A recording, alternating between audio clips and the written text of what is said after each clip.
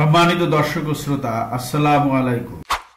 July August অর্থাৎ ৩৬ দিনের ৫ August Bangladesh নতুন করে স্বাধীন হলো ছাত্র জনতার গণ অভ্যুত্থানের মাধ্যমে। হাসিনা সরকার পদত্যাগ করলেন। বর্তমানে বিপ্লবের গতি কোন দিকে? আওয়ামী লীগের বিরুদ্ধে সবাই এক প্ল্যাটফর্মে যুক্ত আছে। আওয়ামী লীগ একটি শাসক দল হিসেবে দীর্ঘদিন ধরে ক্ষমতায় ছিল, তবে তার শাসনকালে বিভিন্ন সামাজিক, অর্থনৈতিক এবং রাজনৈতিক সমস্যার সৃষ্টি হয়েছিল। এ কারণে বিরোধী দলগুলো তখন একত্রিত হয়েছিল এবং তাদের মধ্যে সমন্বয়ের চেষ্টা চলছিল। তাদের মধ্যে ঐক্য প্রতিষ্ঠিত হয়েছিল এবং একটি গঠনমূলক পরিকল্পনাও ছিল, সেটা হচ্ছে জাতীয় সরকার। তবে এটি দলীয় বা রাজনৈতিক বিকল্পের জন্য শক্তিশালী হতে পারে। তবে ঐক্যবদ্ধ আন্দোলন ও বিপ্লবের জন্য দলের মধ্যে স্বচ্ছতা, নেতৃত্বের স্থিরতা এবং জনগণের ব্যাপক সমর্থন অপরিহার্য। কিন্তু কিছু বিষয় মনে রাখা প্রয়োজন। ঐক্য এবং নেতৃত্ব। বিরোধী দলগুলোর মধ্যে আস্থাহীনতা ও ক্ষমতার দ্বন্দ্বের কারণেও ঐক্য প্রতিষ্ঠা সম্ভব হয়ে ওঠে না। এই ধরনের রাজনৈতিক খেলা বিপ্লবের মূল লক্ষ্যকে বিপথগামী করতে পারে। বিপ্লবের মূল লক্ষ্যকে প্রতিষ্ঠিত করতে হলে এখনো দলগুলোর মধ্যে ঐক্য প্রয়োজন।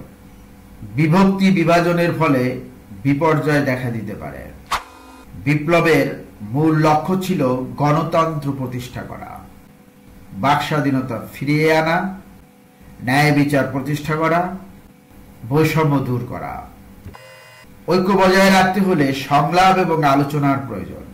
যদি রাজনৈতিক দলগুলো শান্তিপূর্ণভাবে সমাধান এবং পরিবর্তন চায়, তবে তাদের নির্বাচন, সংলাপ এবং সাংবিধানিক পদ্ধতিতে নিজেদের অবস্থান পরিবর্তন করতে হবে। আন্তর্জাতিক প্রেক্ষাপট। আওয়ামী লীগ একটি বৃহৎ রাজনৈতিক শক্তি এবং এর বিরুদ্ধে আন্দোলন প্রভাবিত হতে পারে আন্তর্জাতিক পটভূমি থেকে।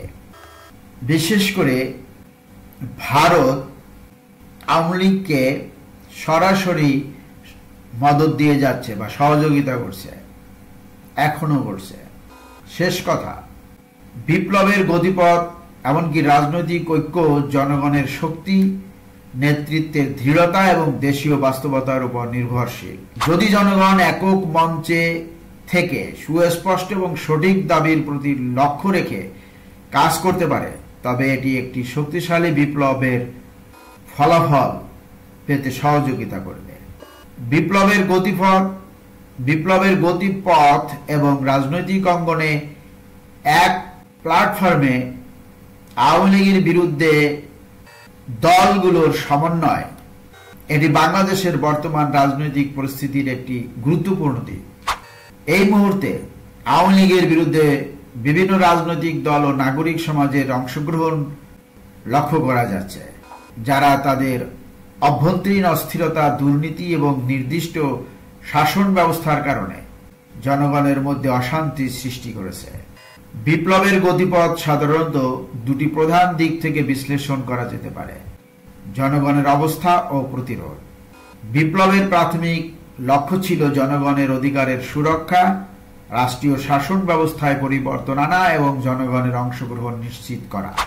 রাজনৈতিক দলগুলি যখন নিজেদের মধ্যে ঐক্যবদ্ধ হয়েছিল, একটি নতুন প্ল্যাটফর্মে উঠে এসে, তখন সাধারণ জনগণ তার সমর্থন দিতে প্রস্তুত ছিল।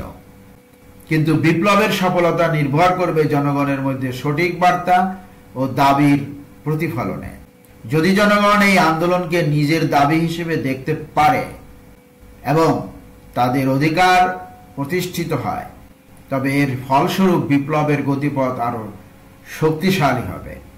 আওয়ামী লীগের বিরুদ্ধে বিরোধীদের এক প্ল্যাটফর্মে আসা।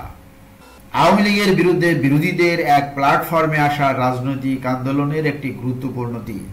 যখন বিভিন্ন রাজনৈতিক দল একত্রিত হয়ে এবং তাদের লক্ষ্য ও উদ্দেশ্য একই ছিল, তখন এটি সরকার বিরোধী শক্তির জন্য একটি শক্তিশালী অবস্থান তৈরি করেছিল।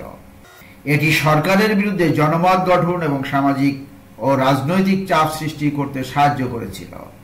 এক প্ল্যাটফর্মে আসা বিরোধী দলগুলো সাধারণত জনগণের পক্ষে কাজ করার জন্য একটি সম্মিলিত কৌশল নেয়, যার মাধ্যমে তারা সরকারের বিরুদ্ধে নিজেদের অবস্থান শক্তিশালী করেছিল এবং বিজয়ী হয়েছিল। তবে এই ধরনের ঐক্য স্থায়ী এবং কার্যকর হতে হলে বিরোধী দলের মধ্যে সহমত ও সমন্বয় থাকতে হবে এবং একটি সুস্পষ্ট পরিকল্পনা অনুসরণ করতে হবে। দলগুলো যদি নিজেদের মধ্যকার ভিন্নমত ও দৃষ্টিভঙ্গি মেনে নিতে পারে, তাহলে এটি একটি শক্তিশালী আন্দোলন গড়ে তুলতে সক্ষম হবে এবং গণতন্ত্র, বাকস্বাধীনতা, ন্যায় বিচার, বৈষম্যহীন সমাজ প্রতিষ্ঠিত হবে।